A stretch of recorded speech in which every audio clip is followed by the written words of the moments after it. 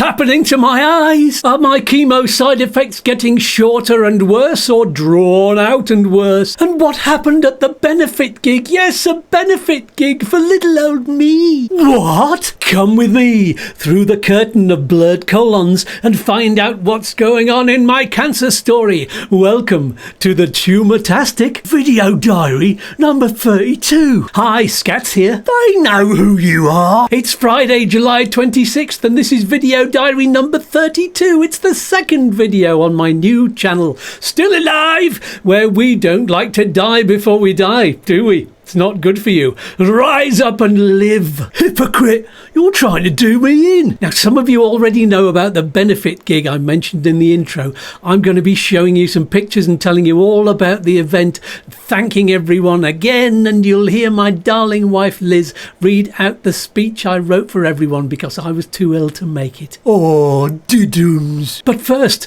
what the hell's happening to my eyes? Did you know I've got 4 pairs of glasses? That's a bit unusual, I know. I'll tell you why. It's important to the story. So, when I got my eyes tested in Ireland a few years ago, there was a special offer on 2 for the price of 1. So I got 2 of these ones. And who wouldn't? I bloody wouldn't. I'm perfect and you're defective. Then a couple of years later, I got my eyes tested again. I needed a slightly stronger prescription and there was an offer on again. So I got another 2 pairs. These ones. But instead of using the 2 older, squarer frames, I got an upgrade, brand new frames, to these slightly rounder ones. Unfortunately, when I was having the tests, the optician said, OK, hold up this card at your reading distance and check everything is perfect. So I held up the card round about this distance, which is where I'd hold a book, just there. Everything was so clear and I was really happy. But when I got back home and got on my laptop and looked at my computer screen, I realised that that's about twice as far away as where I hold a book.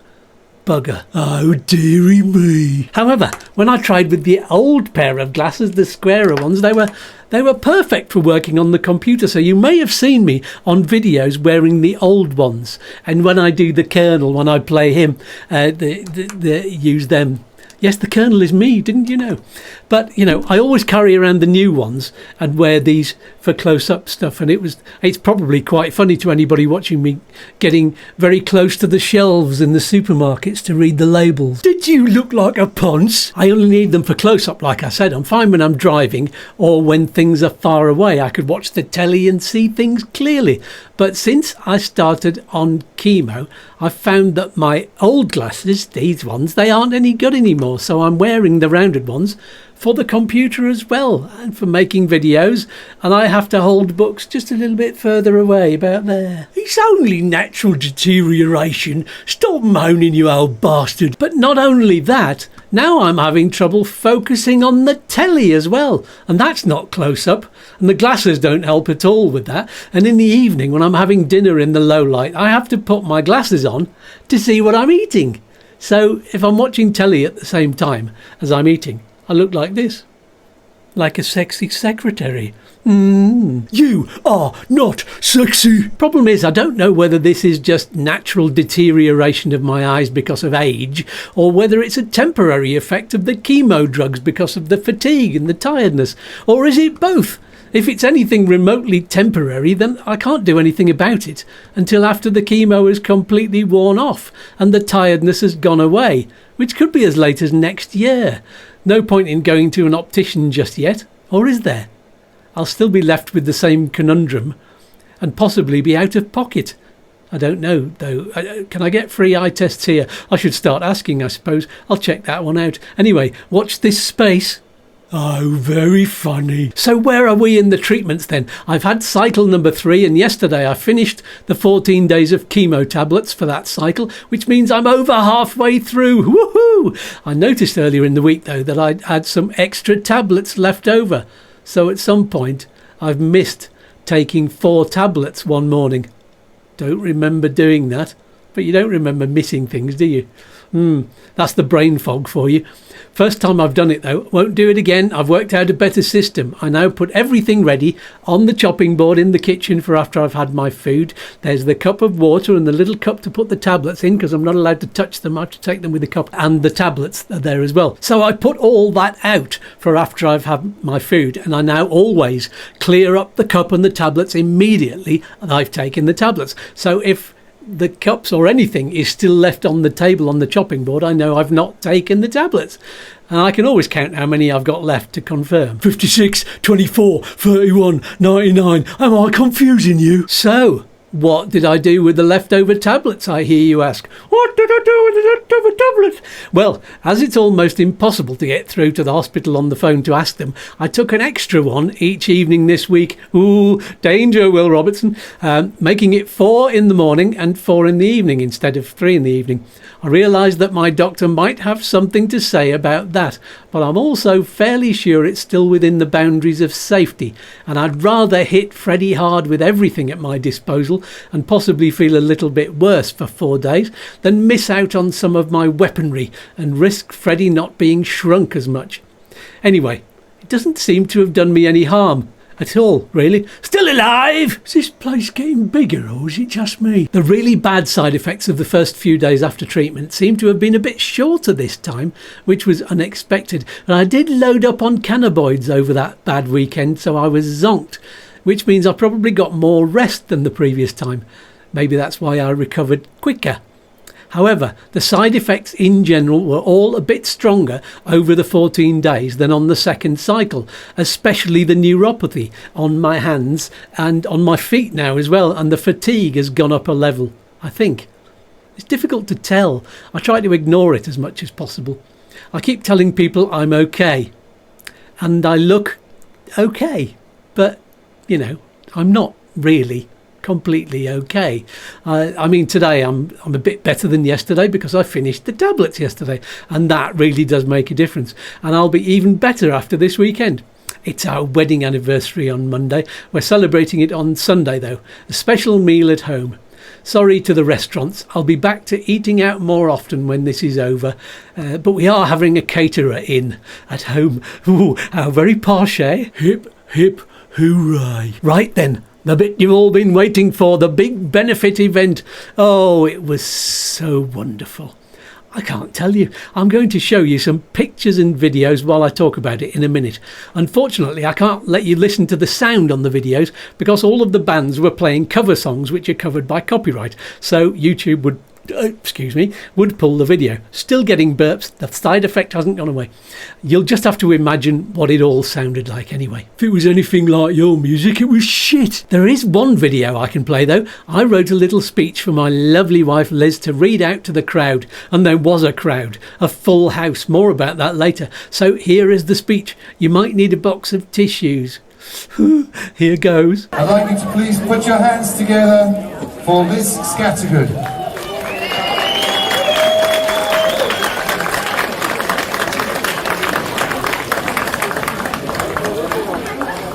Oh my God, hello everybody. That was an oh my God because I am so overwhelmed right now. You guys are unbelievable. So thank you all for being here. If I don't get round to seeing each and every one of you tonight, I'm really sorry. I'm going to try and get round to everyone and say thank you because this honestly means so much to me and Skatz, I can't tell you. So Skatz isn't going to be here tonight. He is prostrate in front of the television watching a Marvel film. So he's enjoying himself, but he's very, very tired, so it's also about keeping himself healthy in between his chemo treatments. So he's asked me, the bastard, to say some words. So this is from Skatz, okay? Hi everyone. I'm sorry I can't be there with you all tonight for this wonderful event.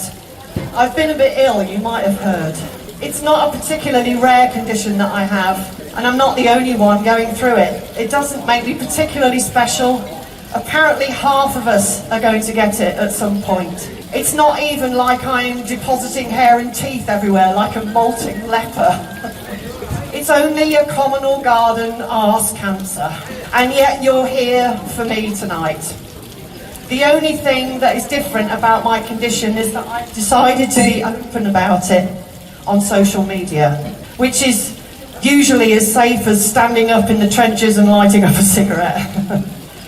Fortunately, this seems to have been and had a much more positive effect. Men in particular are talking about their experiences and fears, and that's a big step for men my age and people who are older as well. Many people have sent messages of fiery and heartfelt support to keep up my strength, and those messages continue not just to me, but shared to others who need them too. Some people who have been procrastinating about getting a colonoscopy or any other test for some pain or another may have been persuaded to get it done as soon as possible, and for that I'm really grateful. And even if only one of you discovers some polyps or a suspicious growth in its early stages, then making all of those videos has been so worth it. And I will be very happy to hear someone say that they didn't have to go through chemotherapy and radiotherapy and an operation because I made it sound so bloody awful. Which it is. However much I try and hide it, play outrageous characters and put on a brave face on it, it's a nasty, scary bastard of a disease that takes a fight to overcome in your body and even more in your mind. And of course it screws up all of your lovely plans in this gorgeous country, including your ability to earn a living, especially if that involves singing and entertaining, which is why I'm so grateful, and me, for all your support, more than words can say. Not being able to sing and dance for your entertainment, and let's face it, for my enjoyment too, is almost as much of a pain in the arse as my pain in the arse. Music is life affirming. It's so wonderfully appropriate that this evening is full of music provided by you amazing musical people. If tonight's gorgeous audience can record a few videos for me, I'd be so grateful, so I can be lifted up by the music too and sing along at home. Make sure you record the choruses, he said. I don't want to interrupt the music for too long, but while mere words can't express my thanks to this wonderful, caring, warm and generous community for helping keep me afloat, I must just say a huge thank you to Jason and Jill and Deborah, Amanda, Mitch, Alan and all the musicians, too many to mention, Todo Express, Alex and all of the staff at the Siddhartha, anyone I've missed because of brain fogs, and last but not least, oh God, to my wonderful wife, who has been by my side through it all. I haven't read this yet, I really should have read this before I came. I won't say any more because I'll make her cry. And I don't want to ever stop her singing. I love you all. Have an amazing evening. Peas and fluff, Skatz.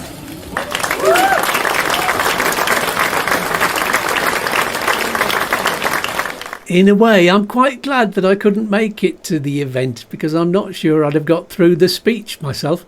And what followed was a whole long evening of music from 8 acts, including Liz, who was brilliant, of course, singing Joni Mitchell songs and one of her own. It's a shame no one recorded that one, because I could have shown you it. Never mind, maybe I'll get her on the video diary one day and she can play for you. Anything's better than your ugly mug. As you can see from these pictures, the restaurant was packed out and tickets had sold out about a month before, and the gates were closed at 7:30, so no one else was allowed in. It's just overwhelming to know how much people care.